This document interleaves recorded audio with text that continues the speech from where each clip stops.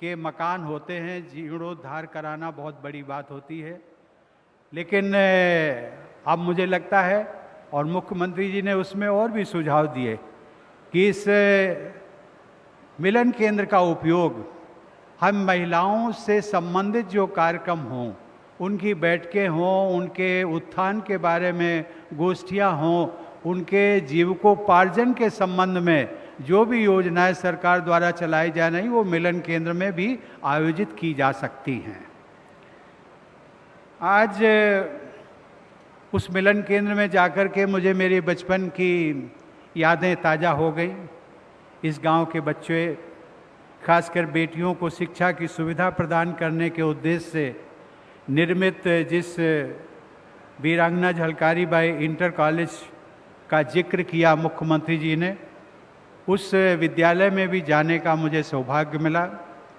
उसी विद्यालय से जुड़ा हुआ एक शंकर जी का मंदिर है, बहुत पुराना मंदिर है, उसमें भी जाकर के भगवान शंकर के दर्शन करने का सौभाग्य मिला।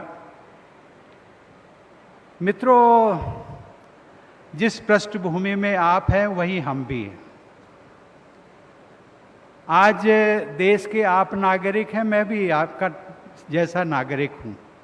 अंतर केवल इतना है, संविधान में राष्ट्रपति को देश का प्रथम नागरिक कहा जाता है, लेकिन पृष्ठभूमि आपकी और हमारी बराबर है, अर्थात हम सब बराबर के दर्जे के हैं।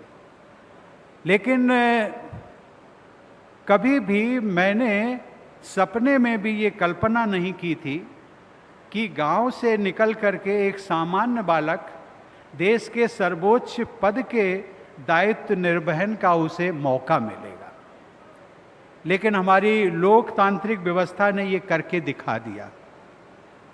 अब वो बातें नहीं हैं कि आपकी पारंपरिक, यदि परिवार में कोई राजनीतिक है, कोई प्रतिष्ठित परिवार है, तो उन्हीं के लोग जो है वो राज्यपाल और राष्ट्रपति बन सकते हैं। तो कल मैं एक दिन पहले मैं प्रेसिडेंशियल जो स्पेशल ट्रेन है उससे मैंने आने का जो एक निर्णय लिया, और वो रेलवे ने अनुरोध किया था कि मैं चाहता हूं कि रेलवे ने जो विकास कार्य किए हैं उसको आप देखें। और सबसे बड़ी अच्छी बात जो मुझे नज़र आई, रास्ते भर मैं देखता था कि जो फ्रेट कॉरिडोर बना है 2 लाइनों का, 2 ट्रैक का, वो जो व्यापार से संबंधित है, भारत की जो अर्थनीति है, जो इकोनॉमी है, उसको बढ़ाने में ये हमारा जो फ्रेट कॉरिडोर बना है रेलवे द्वारा, वो बहुत महत्वपूर्ण है, बहुत महत्वपूर्ण है। उसके परिणाम अभी हमें कुछ ही वर्षों में दिखाई पड़ने लगेंगे। लेकिन मैंने वहाँ पर कहा था, मैंने शायद रूरा में कहा था, मैंने कहा था कि अभी मुख्यमंत्री जी ने भी कहा कि ये हम सबका, उत्तर प्रदेश वालों का सौभाग्य है कि उत्तर प्रदेश से प्रथम राष्ट्रपति के रूप में रामनाथ कोविंद वहाँ पहुँचे। लेकिन मैं उससे आगे की बात करता हूँ। मैं ये कहता हूँ कि उत्तर प्रदेश ने देश के प्रधानमंत्री के रूप में तो लगभग 9 प्रधानमंत्री दिए, राष्ट्रपति के रूप में केवल अभी एक ही राष्ट्रपति हुआ है। आप सबके लिए, उत्तर प्रदेश वाले लोगों के लिए भी रास्ता खुल गया है।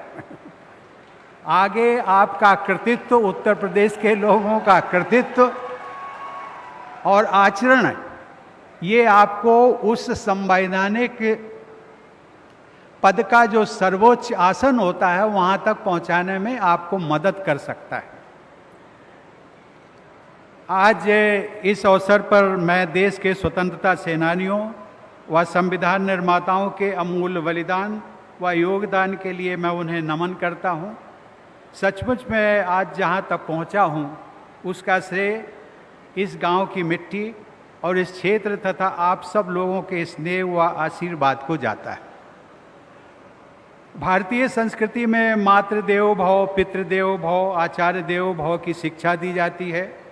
हमारे घर में भी यही सीख दी जाती थी। माता पिता और गुरु तथा बड़ों का सम्मान करना हमारी ग्रामीण संस्कृति में अधिक स्पष्ट रूप से दिखाई देता है। गांव में सबसे, आज आप सब लोग जानते हैं कि मेरे माता और पिता जीवित नहीं हैं, स्वर्गवासी हो चुके हैं, लेकिन परिवार के लोग उस परंपरा को निभा रहे हैं। आज गांव के जो सबसे बुजुर्ग पुरुष थे उनको पिता का दर्जा दिया गया, सबसे जो वृद्ध महिला थी उसको माता का दर्जा दिया गया। और ये जो दर्जे दिए जाते हैं वो किसी जाति, वर्ग या संप्रदाय उससे कुछ लेना देना नहीं है। आज मुझे ये देखकर खुशी हुई कि बड़ों का सम्मान करने की हमारे परिवार की ये परंपरा अब भी जारी है। मेरी ये यात्रा पहले होने वाली थी, मुख्यमंत्री जी ने थोड़ा संकेत दिया, लेकिन मैं उसका और विस्तार से थोड़ा बताना चाहूँगा कि राष्ट्रपति का कार्यभार संभालने के तुरंत बाद अन्य संवैधानिक क्रियाकलापों को संपन्न करने के साथ साथ सभी राज्यों और केंद्र शासित प्रदेशों में जाकर वहाँ के लोगों और सरकारों से मिलने और उनके मुद्दों को समझने का दायित्व निभाने में समय लगा। सन 2019 में यहाँ आने का कार्यक्रम तय हो चुका था, लेकिन लोकसभा चुनाव और उसके बाद मंत्रिमंडल के गठन से जुड़ी संवैधानिक जिम्मेदारियों के कारण व्यस्तता बढ़ी और दिल्ली में बने रहना अनिवार्य हो गया। सन 2020 के दौरान कोरोना की महामारी के कारण यहाँ आना संभव नहीं हुआ। अंततः आज इस महामारी की चुनौतियों पर कुछ अंकुश लगने की स्थिति में आप सबके बीच आना संभव हो पाया है। लेकिन कभी कभी लोग कहते हैं कि आप 3 और 4 साल तक अपने गांव नहीं आएंगे, ये कैसे? लेकिन इसके लिए मैं एक ही बात कहता हूं कि इस बीच में मोबाइल, वीडियो जैसे जो संचार माध्यम, जो नई तकनीक हमें मिली है, उन सुविधाओं की सहायता से गांव के लोगों से निरंतर मेरा संपर्क बना रहा और जिसका मुझे आज संतोष है।